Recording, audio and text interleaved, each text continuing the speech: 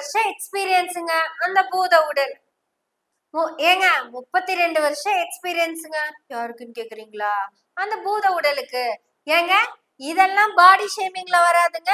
இது பாடி ஷேமிங்ல வரவே வராது. ஏன்னா அவரோட எக்ஸ்பீரியன்ஸா தான் சொன்னாரு, வயசு சொல்லல. இந்த நடிப்பு நக்கிக்கு 32 வருஷம் எக்ஸ்பீரியன்ஸ் இருக்குங்க. எதுல தெரியுமா? தமிழ் தமிழ் சினிமா ரசிகர்களுக்கு எதெல்லாம் பிடிக்கும், யாரையெல்லாம் பிடிக்கும், எப்படி இருந்தா பிடிக்கும் அப்படிங்கறத நல்லா தெரிஞ்சு வச்சிருக்காரு. அதனாலதான் இந்த கேள்விய கௌரி கிருஷ்ணா கிட்ட கேட்டிருக்காங்க. அந்த ஆர்குமெண்ட்ல சொல்லியிருக்கிறாரு, எங்க ரசிகர்களுக்கு பூசண மாதிரி, கூட்டின மாதிரி, வாசம் தெளிச்ச மாதிரி, அப்படியே புள்ளி வச்சு கோலமாட்ட மாதிரி இருந்துச்சுன்னா பயங்கரமா பிடிக்குமாமா. இவர் சொன்னது சரிதாங்கிறதுக்கு எங்கிருந்து தெரியுமா அவர் எக்ஸாம்பிள் எடுக்கிறாரு? குஷ்புவையும் சரிதாவையும் எக்ஸாம்பிள் எடுக்கிறாரு. சரிதாவை கூப்பிட்டா சரிதான். 32 வருஷம் எக்ஸ்பீரியன்ஸ சரியா காமிச்சிருக்கிறாரு. எங்க ஹீரோ கிட்ட எத்தனையோ கேள்வியை கேட்கலாம். அவங்க கேரக்டரை பத்தி கேட்கலாம், அந்த படத்தோட எக்ஸ்பீரியன்ஸ பத்தி கேட்கலாம், அந்த படத்தோட கதைய பத்தி கேட்கலாம். அதுல ஒரு சீன்ல ஹீரோயினை இவர் தூக்குறாராமா. அவரை ஹீரோன்னு கூப்பிடாம வெயிங் மிஷின், ஹீரோயின் எவ்வளவு வெயிட், உங்க மிஷின்ல என்ன காமிச்சது அப்படின்னு கேக்குறாங்க. ஹீரோ கிட்ட கேக்குறாரு என்னோட வெயிட் என்னன்னு. என்கிட்ட எதுவும் கேட்கல. என்கிட்ட கேரக்டர் பத்தியும் படத்தை பத்தியும் எதுவும் கேட்காம டைரக்டா இன்டைரக்டா கேக்குறீங்க என் வெயிட் என்னன்னு. அது எப்படி கரெக்டா இருக்கும்? அது தப்பு தாங்க. அது ஒரு ஸ்டூபிட் क्वेश्चन தான். அதனாலதான் நான் இப்ப ரியாக்ட் பண்றேன். குடுத்தாங்க பாருங்க 5-6 அப்ப ஒரே டைம்ல Gouri Kishan stupid idiot pool.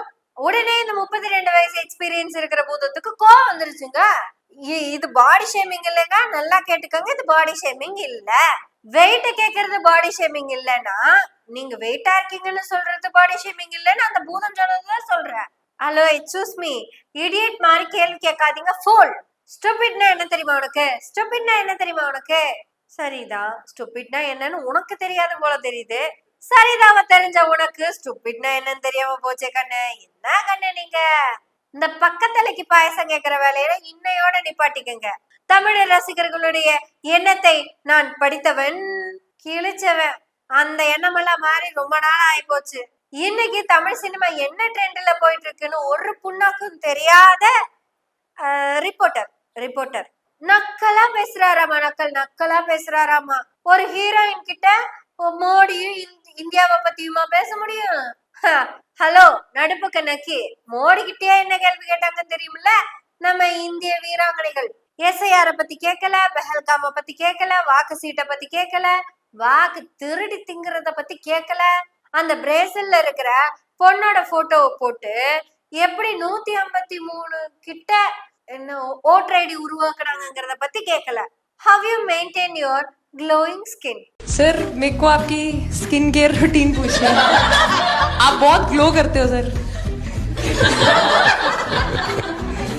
அதுக்கு நம்ம மோடிஜியும் தன்னை ஒரு பெண்ணாகவே உணர்ந்து முக்காடு போட்டு வெக்கப்பட்டு மூஞ்சிக்கு பைத்தமாவு, மேனிக்கு கடலை மாவு, கேசத்துக்கு சிகக்காய் தான் போட்டு இருக்கேன் அப்படிங்கிற ரேஞ்சுக்கு அவரு பேசி இருக்கிறாரு. மோடி கிட்ட இதுக்கு மேல கேக்குறக்கு ஒண்ணும் இல்லைன்னு அவங்களே முடிவு பண்ணிட்டாங்க. இந்த லட்சணத்துல இந்த நடுப்பக்க நக்கி கௌரி கிஷன் கிட்ட இதுக்கு மேல உங்ககிட்ட கேள்வி கேக்குறக்கு அப்படின்னு கிண்டல் பண்றாராமா. தம்பி, உங்களை விட அறிவாளி எங்க கௌரி. அவங்க கிளியரா பேசுறாங்க. எங்கேயாவது தடுமாற்றமோ திக்கலோ இருந்துச்சா தெளிவா மண்டையில உரைக்கிற மாதிரி தானே பேசுறாங்க. நீ பேசுறியா? நீ பேசு, நான் வெயிட் பண்றேன். நீ பேசி முடிச்சதுக்கு அப்புறம் நான் பதில் சொல்றேன். என்ன டிஸ்டர்ப் பண்ணக்கூடாது.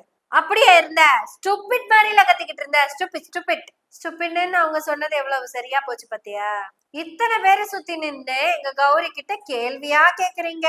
அதுவும் அங்க பக்கத்துல உட்கார்ந்த சினிமா ஹீரோவும் 1/4 கிலோ மிச்சர கடக்குன்னு சாப்பிட்டாரு போல.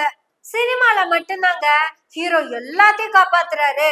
ஹீரோயினை காப்பாத்துவாங்க, ஹீரோயினோட அப்பா அம்மாவை காப்பாத்துவாங்க, மக்களை காப்பாத்துவாங்க, மலையை காப்பாத்துவாங்க, இந்தியாவை காப்பாத்துவாங்க. ஆனா நிஜ வாழ்க்கையில இவங்கனாலேயே பிரச்சனை வந்தா கூட அதை கண்டுக்காம போயிருவாங்க. அதே மாதிரிதான் ஹீரோவும் அப்படின்னு சமாதானப்படுத்துறாராமா. கௌரி அதெல்லாம் கண்டுக்கவே இல்ல, பாட்டே கிளப்பிட்டு இருந்தாங்க. எல்லாம் பேசி முடிச்சுட்டு அந்த நடுப்பக்க நக்கி கௌரி வந்து அவங்க கிட்ட சாரி கேட்கணுமாமா. கௌரி ரொம்ப சிம்பிளா, நான் எதுக்கு, என்ன நீ எனக்கு மன்னிப்பு கேட்கணும் அப்படின்னு கேட்டாங்க. தம்பி நடுப்பக்கணக்கு, இது பழைய காலம் இல்ல தம்பி. இந்த ஹீரோயினா வர்றவங்க எல்லாம் நடிக்க மட்டும் தெரிஞ்சவங்களா இல்ல, அவங்க எல்லாம் படிச்சவங்களாவும் இருக்காங்க. எத்தனை டாக்டர்ஸ், எத்தனை என்ஜினியர்ஸ், எத்தனை வக்கீல் இருக்காங்க தெரியுமா? அவங்க எல்லாம் ஆங்கிலத்துல பேசுனாங்கன்னு வச்சுக்கவேன், அதான் இங்கிலீஷ். அதுல பேசுனா உங்களுக்கு பதில் சொல்ல தெரியுமா? ஆணுங்கிற அகந்தைய தவிர வேற என்ன புண்ணாக்கு இருந்துச்சு உன் பேச்சுல? உங்க பேச்சுல மட்டும் இல்ல, உங்களுக்கு சப்போர்ட் பண்ணி பேசின பலரோட பேச்சுலயும் அதுதான் இருந்தது. நாங்க என்ன வேணாலும் கேட்கலாம் பிகாஸ் we have rights அப்படிங்கிற அகந்தையெல்லாம் இங்க வச்சுக்காதீங்க. Gowri, you are setting an example for all the heroines. ரொம்ப சிறப்பா, ரொம்ப தெளிவா, ரொம்ப அறிவா பேசியிருக்கீங்க. அவருக்கு எக்ஸ்பீரியன்ஸ்ங்கிறது ஒரு புண்ணாக்கும் கிடையாதுங்க. எனக்கு தெரிஞ்சு இவரெல்லாம் கவர் வாங்குற ரிப்போர்ட்டர்னு நினைக்கிற, கவரேஜ் குடுக்கிற ரிப்போர்ட்டர் மாதிரி தெரியல. இந்த மாதிரி ஆளுங்கெல்லாம் இப்படித்தான் கேட்பாங்க. இது ஜேர்னலிசமே இல்ல. ஃபர்ஸ்ட் ஆஃப் ஆல் நீங்க பண்றது ஜேர்னலிசமே இல்ல. உங்க ப்ரொஃபஷனுக்கு அது ஒரு டிஸ்கிரேஸ். ஆனா நேத்து நடந்த அந்த இஷ்யூனால நிறைய பேர் சந்தோஷமா தான் இருந்திருக்காங்க. டைரக்டருக்கு சந்தோஷம், ப்ரொடியூசருக்கு சந்தோஷம், அந்த கவர் வாங்கின ரிப்போர்ட்டருக்கு சந்தோஷம் தான். எதுக்காக தெரியுமா? ஒரு கவரேஜ், ஒரு மைலேஜ், ஒரு பிக் கிடைச்சிருக்காமா. படத்தை பத்தியான சூப்பர் கண்டென்ட் ப்ரொமோஷன் கிடைச்சிருக்கு. நடுப்பக்கணக்கி அப்படியெல்லாம் யோசிக்க வேணாம்.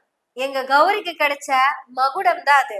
இப்படி எல்லாம் ஹீரோயின்ஸும் பேசலாம் அப்படின்னு கௌரி ஒரு முன்னுதாரணமா இருந்திருக்காங்க. ஏற்கனவே 2-3 பேரு இதெல்லாம் பேசியிருக்காங்க. இருந்தாலும் கௌரி ரொம்ப தெளிவா பேசுறாங்க. இந்த ரங்கநாதன் ஒரு அம்பி இருக்கா, அப்படி இல்ல, அந்த அம்பிக்கும் இதுதான் வேலை. இதே மாதிரி சினிமா ஃபங்க்ஷன்ல வந்த ஒரு ரிப்போர்ட்டரு ஆங்கர் கிட்ட நக்கலா கேள்வி கேக்குறாராமா, இது என்ன சம்மர் ட்ரெஸ்ஸா அப்படின்னு. அதாவது கல்ச்சரை காப்பாத்த வந்தவங்க வச்சாங்க பாருங்க அப்ப அன்னைக்கே அவங்க. இப்படி பெண்கள் தைரியமா பேச ஆரம்பிச்சு ஹீரோயினா ஆயிட்டு இருக்காங்க. இது அவர்கள் பெற்ற கல்வி, அவர்களுடைய அறிவு வளர்ச்சி இதத்தான் காமிக்கும். அதை எல்லாத்தையும் தாண்டி இது பெரியாருடைய சுயமரியாதை மண். ஒரு பெண்ணுடைய சுயமரியாதைக்கு எங்க இடையூறு வந்தாலும் அந்த பெண் குரல் கொடுப்பாள். நடுப்பக்கணக்கி, இது உங்களுடைய சனாதன காலம் அல்ல, இல்ல அந்த 70sல எடுத்த அந்த வாக்களோட சினிமா ஹீரோயின்ஸ் உடைய காலம் அல்ல. எங்க கௌரி பேசுறது சரிதான், ஆனா அவங்க சரிதாவோ குஷ்புவோ கிடையாது. ஏன்னா அவங்க சுயமரியாதை உள்ள பெண், சுயமரியாதை மண்ணுல வளர்ந்த ஒரு பெண் இப்படித்தான் பேசுவாங்க. இத கேட்டா கேளுங்க, கேக்காட்டி போங்க மிஸ்டர் நடுப்பக்கணக்கி. ஆனா இன்னொரு தடவை இந்த மாதிரி கேவலமான கீழ்த்தரமான கேள்வி எல்லாம் யாருகிட்டயும் கேட்டுறாதீங்க. அவன் என்ன ஹீரோவா இல்ல வேயிங் மிஷினா? அவன் கிட்ட போய் வெயிட்ட கேக்குறீங்க. ஏங்க ஹீரோ, இதுக்கு நீங்க எதிர்த்து பதிலே பேச முடியாது, அப்படித்தானே? இப்படி சாக்லேட் பாய் மாதிரி எதுவுமே பேசாம கம்மனே இருக்கீங்களே. உப்பு போட்டு பல் விளக்குறீங்களா? இனிமே பேஸ்ட் போட்டு இல்ல, உப்பு போட்டே பல் விளக்குங்க. சினிமால மட்டும் ஹீரோவா நடிச்சா பத்தாது, ரியாலிட்டிலயும் கொஞ்சம் ட்ரை பண்ணணும். அது என்னமோ தெரியலங்க, விஜய ஃபாலோ பண்ற எல்லாரும் விளக்கண மாதிரியே இருக்காங்க. நேத்து உட்கார்ந்துட்டு இருந்தார்ல, அப்படித்தான் இந்த ஹீரோ உட்கார்ந்து இருந்தாரு. வர வர ஹீரோக்கள் எல்லாம் கம்முன்னு விஜய் மாதிரியே உட்கார ஆரம்பிச்சிட்டாங்க. கௌரி, உங்களை வாழ்த்துக்கிறோம். உங்களுடைய சுயமரியாதை பேச்சு இந்த சமூகத்துக்கு இப்போ ரொம்ப ரொம்ப முக்கியம். உங்களின் பேச்சை போலவே நீங்களும் ரொம்ப அறிவா இருந்தீங்க. உங்களை வாழ்த்துகிறோம் புன்னகையோடு. நன்றி, வணக்கம்.